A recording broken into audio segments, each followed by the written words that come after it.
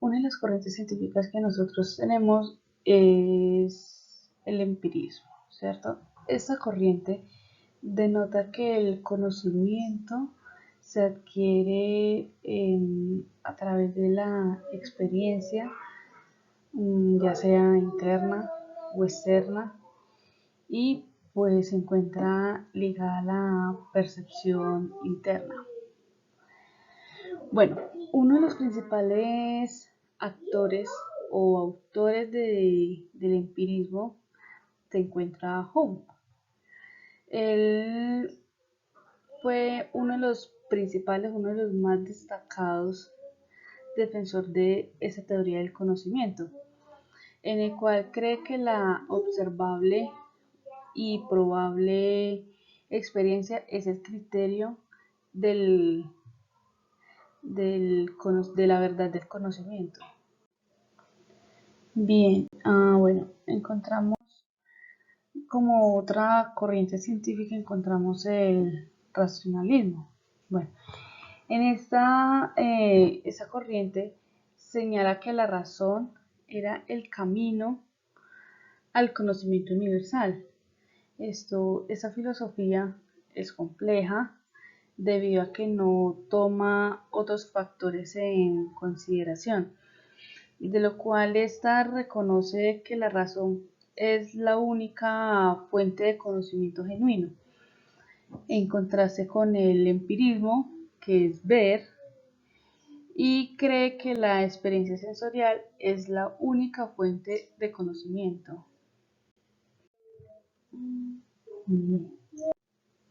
Bueno, como otra corriente científica encontramos el pospositivismo.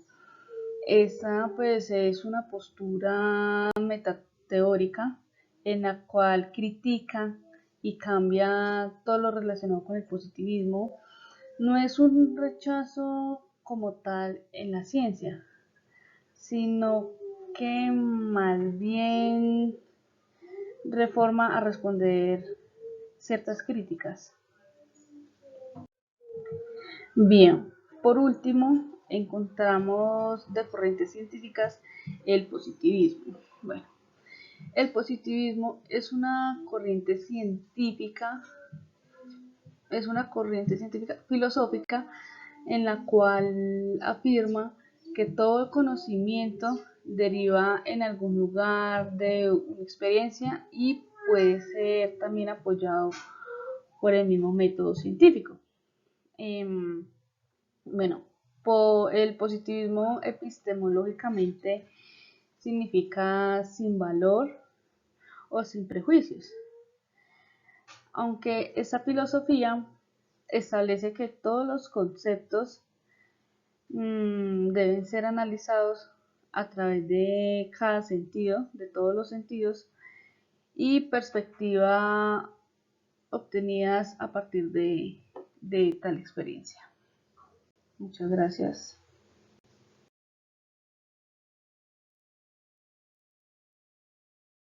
Corrientes del pensamiento científico, podemos ver que desde el inicio de los tiempos el hombre ha desarrollado etapas en las cuales se ha exigido cuestionar su capacidad crítica. Por ello, en esta inquietud de encontrar razones, crea la ciencia, como objetivo de sustentar juicios, exigir razones y provocar argumentos para indagar sobre la verdad. De esta manera aparece nuestro primer término de la epistemología, la cual, en la búsqueda del estudio del conocimiento, se ocupa de circunstancias históricas, psicológicas y sociológicas. La epistemología nos muestra la evolución que el conocimiento ha tenido, referenciando la gran cantidad o variedad de problemas en situaciones como la existencia, la verdad, la moral, la belleza, la mente, el lenguaje, entre otros, utilizando argumentos racionales, experimentos mentales y especulación u otro tipo de métodos a través de pensamientos científicos. Dentro de las posturas objetivas podemos encontrar la fenomenología, la cual utilizó la ciencia para estudiar aquellos fenómenos o componentes de la espiritualidad no investigados por la tradición marxista, negando como objeto el positivismo. La fenomenología es la investigación de lo que se da en la conciencia, excluyendo tesis interpretativas, donde podemos ver su principal representante, Edmund Husserl. A continuación sigue la segunda corriente, que es la hermenéutica. La hermenéutica se conoce como el arte de interpretar textos para fijar su verdadero sentido, el cual en un principio se utilizó en el estudio de la teología y se aplicó a las Sagradas Escrituras, pero en el siglo XIX se amplió hasta abarcar teorías filosóficas, literarias e interpretación textual. Uno de sus principales representantes era Friedrich Schummer y Phil Dillmer. En el tema de la corriente de la filosofía del lenguaje, corresponde a la rama de la filosofía que estudia el lenguaje, comunicación e interpretación. Se puede considerar que la filosofía del lenguaje consiste en una serie de reflexiones y análisis sobre las relaciones del lenguaje natural con el pensamiento y la realidad. Asimismo, la filosofía del lenguaje entrelaza la lingüística en sus dimensiones semántica y pragmática. Para los filósofos del lenguaje, lo importante no era encontrar un significado individual de la palabra, más bien encontrar respuestas a las preguntas más sencillas. Su principal representante fue Russell, Charles Williams, entre otros. Popper y el falsacionismo. Qué interesante. Esta es una corriente epistemológica fundada por el austríaco Karl Popper, para el cual en su teoría intentaba refutar la mente mediante el contraejemplo, ya que si no es posible refutar la dicha teoría, queda corroborada, pudiendo ser aceptada provisionalmente pero nunca verificada. El ejemplo más claro que afirmó fue el de los cuervos, sustentando que por muchos millones de cuervos negros que se ven, nunca se podrán afirmar que todos los cuervos son negros. En cambio, si se encuentra un solo cuervo que no sea negro, se puede afirmar que no todos los cuervos son negros. Por esta razón, Popper introduce como criterio de demarcación científica el falsacionismo. ¿Qué podemos encontrar en este tema global? Que a partir de la separación de la psicología y su paso a ser ciencia, ha venido evolucionando en su búsqueda del comportamiento del ser humano.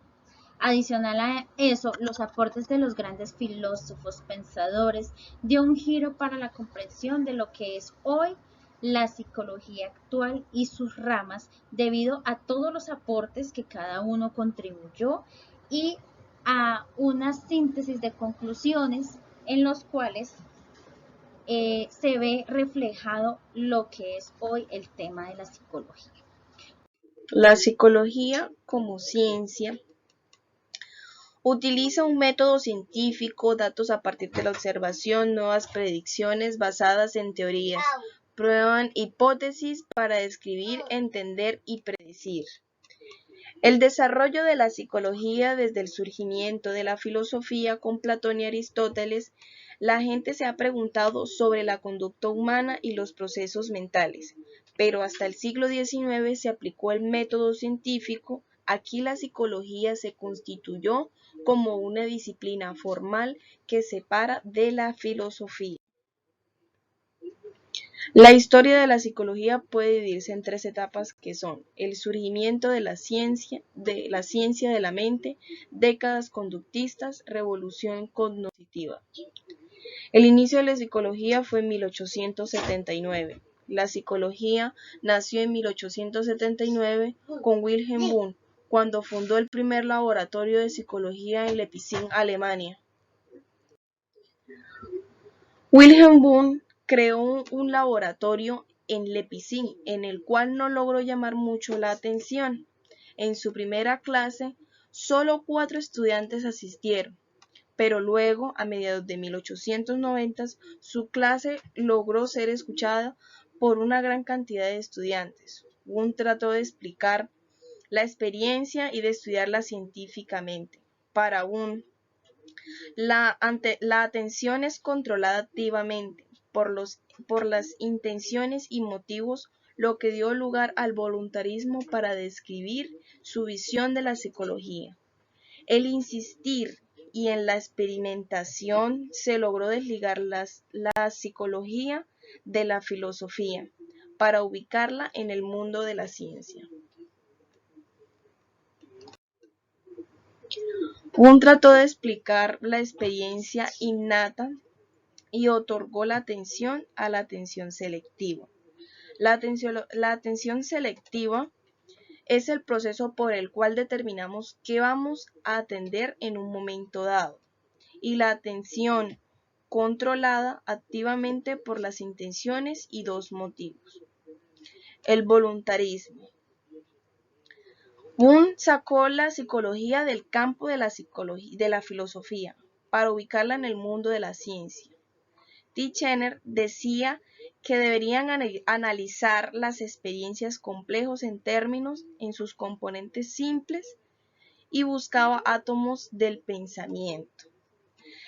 Se descompone la conciencia en 3 elementos básicos, que son las sensaciones físicas, lo que vemos, sentimientos, agrado o desagrado, imágenes, que son los recuerdos. Will James y el funcionalismo.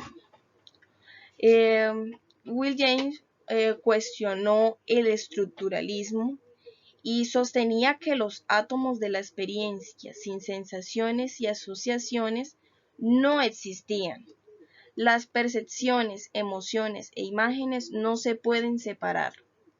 Las asociaciones mentales nos permiten beneficiarnos de la experiencia previa. Se interesa en cómo emplea un organismo sus habilidades de aprendizaje para funcionar en su ambiente. Visión naturalista del ser humano, el conductismo. Empezamos por Iván Pavlov, fisiólogo ruso, que nos deja la ley de reflejo condicionado. Él decía: condiciona a la gente para que no espere nada y tendrás a todos excitados con la mínima cosa que le ofrezcas. Él realizó un experimento con un perro en su laboratorio que le presentaban alimento y él salivaba.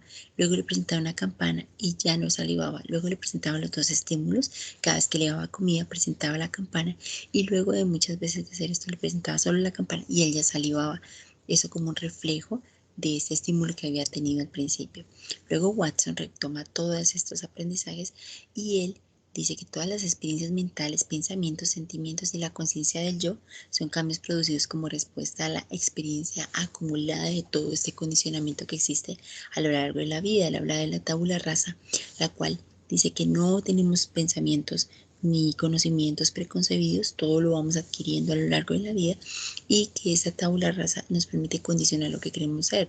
De hecho, él decía: temen 10 niños y yo los volveré médicos, abogados, etcétera, porque él decía que todo esto pues se podía condicionar. El experimento que realizó Watson con el pequeño Albert, un niño de 11 meses, fue que se le acercaba un ratón y él hacía un estruendo muy fuerte, luego volvía nuevamente a retirarlo, volvía nuevamente el ratón y él volvía a hacer su sonido muy fuerte. El niño le cogió tanto miedo que empezó a asociar ese animal con todos los animales, y si le pintaban un conejo o otras cosas parecidas, el pequeño Albert lloraba y le daba mucho miedo. Todo esto en su afán por demostrar la teoría que todos los fenómenos psicológicos parten de un condicionamiento. Este experimento con el bebé nunca se logró reversar.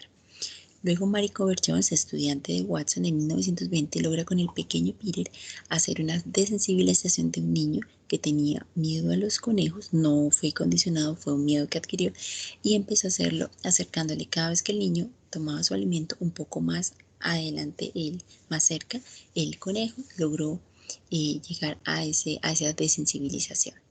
Luego tenías a Skinner con la caja negra, que tenía gran interés en modificar la conducta. Le decía: está la caja negra entra un estímulo en nuestro cerebro y sale una respuesta. Entonces todo esto es condicionado y pues en descubrir los procesos de las leyes naturales de la conducta. De hecho, hizo la caja de Skinner en donde él experimentó con palomas y ratas. Él dejaba que la paloma entrara a la caja, explorara y luego de un tiempo, esto tenía una palanca, entonces tocaba la palanca y caía la comida. Volvía la paloma nuevamente a tocar la palanca. Entonces ya se condicionaba que cada vez que tocara la palanca iba a recibir su comida, pues establece un reforzamiento que produce el condicionamiento operante e instrumental. Ya que nuestros impulsos físicos son en gran parte un resultado de nuestro condicionamiento de vida y fue dominante en Estados Unidos hasta los años 60, en donde era un tabú hablar de las influencias evolutivas, hereditarias y genéticas.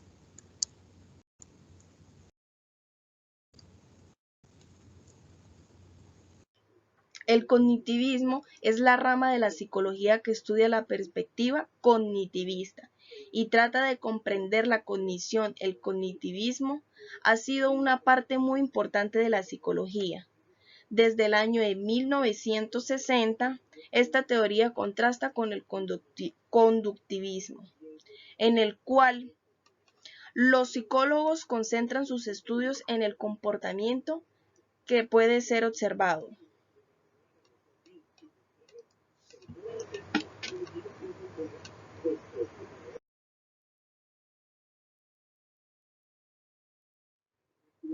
El cognitivismo. El cognitivismo tiene como objetivo tiene como objeto de estudio los mecanismos básicos y profundos por los cuales se elabora el conocimiento desde la percepción, la memoria y el aprendizaje, hasta la formación de conceptos y razonamientos lógicos. Se ocupan cómo la información es recibida, organizada, localizada y almacenada.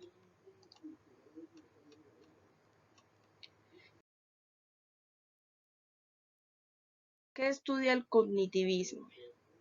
Bien, el cognitivismo estudia los diferentes procesos de la mente que están relacionados con el conocimiento. Por lo tanto, podemos decir que la psicología cognitiva estudia los mecanismos que utilizan las personas para obtener el conocimiento y todos los pasos o métodos incluidos dentro del mismo utilizando los sentidos. Busca entender en forma en que las personas entienden la realidad que les rodea a partir de la transformación e información sensorial. La importancia del cognitivismo es importante porque nos enseña Métodos de investigación en psicología, como en toda ciencia, pues se necesita esa evidencia empírica, pues basada en la observación y experimentación para recepcionar o acopiar los datos. La psicología utiliza varios métodos de investigación, que son 5. La observación natural, es la que, digamos, recolecta esta información de primera mano. Ese es su beneficio, pero su inconveniente es que altera la conducta, pues porque el sujeto está presente. En las encuestas es algo muy rápido y económico, es una manera de recolectar datos rápido y económico. El tema es que puede sesgarse la información por la formulación de las preguntas como tal. En la investigación experimental encontramos que las variables son manipulables y esto pues permite un control estricto, pero de alguna manera el escenario, el entorno puede influir en la conducta. En la investigación correlacional, pues son métodos estadísticos de correlación entre las variables, entonces eso permite crear ya esa relación, pero adicional que se puedan predecir las conductas, pero estas no pueden identificar tan fácilmente las relaciones causales. Y el estudio de casos, pues que la información es detallada, pero no es una muestra representativa. La Asociación Americana de Psicología tiene un código de ética para realizar las investigaciones, pero existe una polémica sobre algunos de estos temas del código, porque algunos dicen que es muy estricta y otro que le falta un poco más de severidad. Dentro de los estudios debe realizarse la investigación con consentimiento informado y los posibles efectos, lógicamente, que estos tengan sobre el sujeto sin que esto implique una presión ni una obligación. Los grupos animalistas no están tan de acuerdo con el tema de la experimentación con animales. Dentro de las conclusiones podemos tener que las diferentes investigaciones han permitido una evolución en cada hito que enmarca la psicología y han permitido que diferentes autores hagan su aporte significativo en contribución a la ciencia. Y los métodos de investigación son herramientas útiles y aplicables en nuestro campo y permiten llegar a nuestro objetivo de interacción, servicio y apoyo a nuestros pacientes.